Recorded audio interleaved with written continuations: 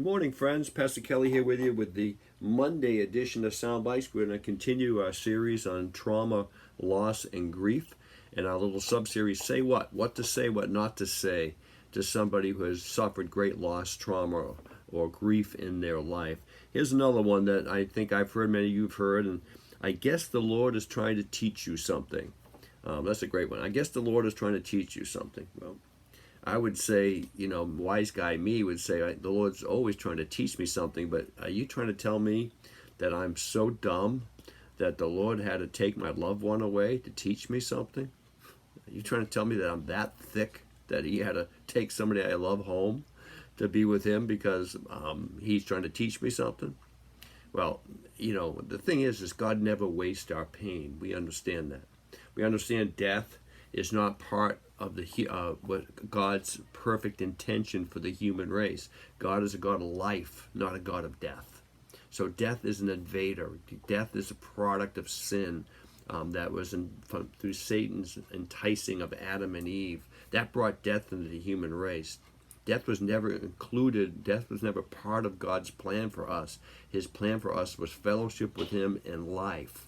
So death actually becomes a delivering agent for us, delivering us back to life with Jesus Christ, where we're always intended to be. So why do you think, I believe in John 11:35, when Jesus wept at Lazarus' grave? That's an interesting verse. Why did Jesus weep? He knew he was going to raise Lazarus from the dead. He knew that. I mean, he knew exactly what he was going to do. He planned on doing it, that God would be glorified.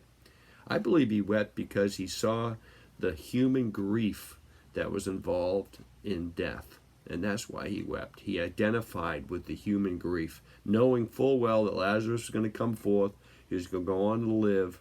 But Jesus, knowing that death was never the intention that God had for the human race, was now witnessing the effects of that death in people that he loved. And I believe that's why he wept. You might not believe that, but I do. Here's another one. And we know this one already. Your loved one is in a better place. Well, yeah, I know that. I've said this many times. I know she's in a better place. I don't deny she's in a better place. I believe that if she had a chance to come back home, that she wouldn't, because she's in a better place.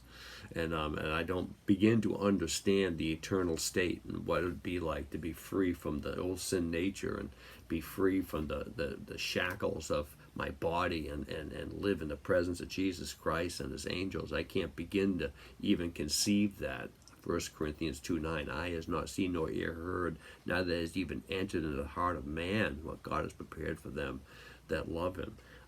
But when it comes to the loss of my loved one, I'd like to have my father back. I'd like to have my mother back. I'd like to have my daughter back. I'd like to see the child my wife may have lost. I'm making some of these things up as people think I'm always talking about myself, but I'm just talking about generally everybody.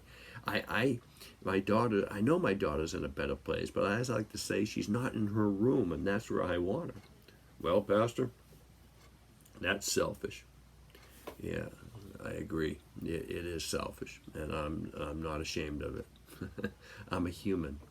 I was meant to grieve. Death is an invader. It was never supposed to happen. I was never supposed to process it. I was never supposed to go through it. And I was never supposed to say goodbye to my loved ones. God didn't intend it that way. We do it. We go through it. We find Jesus in the midst of it. But it was never God's best for us. More about this on Wednesday. We'll talk to you later. Have a great day. Bye-bye.